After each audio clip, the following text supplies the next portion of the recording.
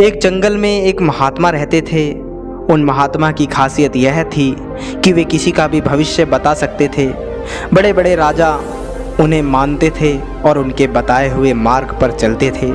उस जंगल के बीचों बीच से एक नदी गुजरती थी और उन महात्मा की कुटिया उस नदी के किनारे पर थी।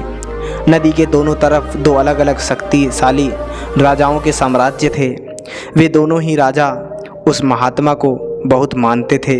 वे दोनों जब भी कोई बड़ा कार्य करते थे तो उन महात्मा से सलाह लेने के लिए अवश्य जाते थे। एक दिन इन दोनों राजाओं में किसी बात पर कहसुनी हो गई। बात इतनी बढ़ गई कि नौबत युद्ध पर आ गई। युद्ध की तारीख और समय ये दोनों तय कर दिया गया।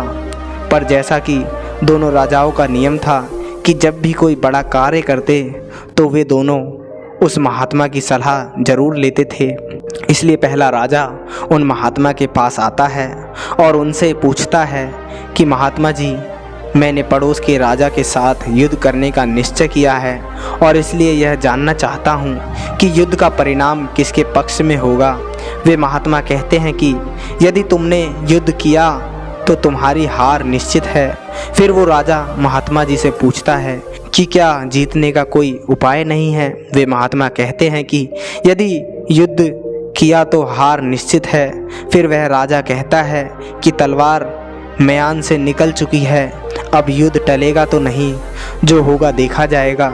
फिर वो राजा उसी समय वहाँ से चला जाता है और अपने सेना से जी तोड़ मेहनत करने के लिए कहता है। सभी सैनिक राजा की आज्ञा मानकर जी तोड़ मेहनत करने के लिए लग जाते हैं। दूसरे दिन दूसरा राजा उन महात्मा के पास आ जाता है और उनसे पूछता है कि महात्मा जी, मैं पड़ोस के राजा के साथ युद्ध करने के लिए जा रहा हूँ, इसलिए मैं इस युद्ध का परिणाम जानना चाहता हूँ कि युद्ध किसके पक्ष में रहेगा।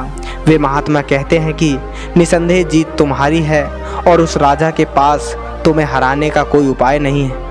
उस महात्मा की बात सुन वो राजा बहुत ही ज़्यादा प्रसन्न हो जाता है और सीधा जाकर अपने सेना को यह खुशखबरी सुनाता है कि युद्ध में उसकी जीत पक्की है। ये बात सुनकर उस राजा के सैनिक भी बहुत खुश हो जाते हैं और युद्ध की तैयारियों में लग जाते हैं। समय बीतता है और युद्ध का दिन आ जाता है। रणभेरियाँ बजाई जाती हैं और युद्ध शुरू हो जाता है। दोनों सेनाएं एक दूसरे के साथ भिड़ जाती हैं और मारकाट मच जाती है। देखते ही देखते जिस पहले राजा की हार निश्चित थी वे दूसरे राजा की सेना को ढेर कर देती है और पहला राजा वो युद्ध जीत जाता है जिन्हें उन बुद्ध ने कहा था कि वो युद्ध हारेगा। युद्ध जीतने के बाद वो पहला राजा उन महात्मा के पास चला जाता है और उनसे पूछता है कि महात्मा जी, आपने तो कहा था कि मैं तो वो युद्ध हार जाऊंगा, लेकिन मैं तो युद्ध जीत गया। आपकी भविष्यवाणी गलत कैसे निकली। फिर मैं महात्मा उस राजा से कहते हैं, मैंने तो वो कहा था जो तुम्हारे भाग्य में लिखा था, लेकिन तुमने अपने कर्म से अपने भाग्य को बदल दिया। तुम्हारी जीत का कारण यह है कि तुमने अपने भाग्य से ज़्यादा अपने कर्म को अवश्य समझा और उस दूसरे राजा ने अपना सब कुछ भाग्य पर छोड़ दिया। उसने अपने कर्म से ज़्यादा अपने भाग्य को आवश्यक समझा और पूरे समय निश्चिंता से भरा रहा, जिसके कारण आज तुम विजयी हो गए और वो तुम्हारा बंधक है। दोस्तों, यह बात सच है। सब कुछ हमारे हाथ में नहीं होता है, लेकिन यह भी सच है कि बहुत कुछ हमारे हाथ में होता है, लेकिन हम उसे भी भाग्य के भरोसे छोड़कर जीवन भर रोना चुनते हैं।